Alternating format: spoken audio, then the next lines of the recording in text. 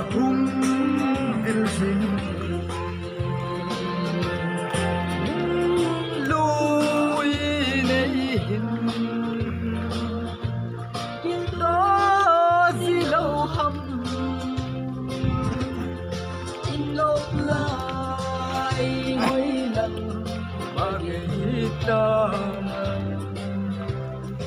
lấy chân môn hầm xếp ra đi cho cái đẹp nữa là phải mất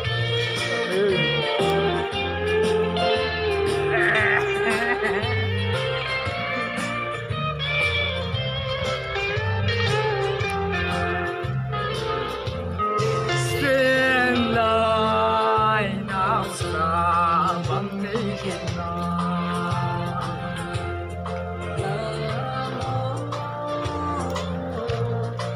tại tung vang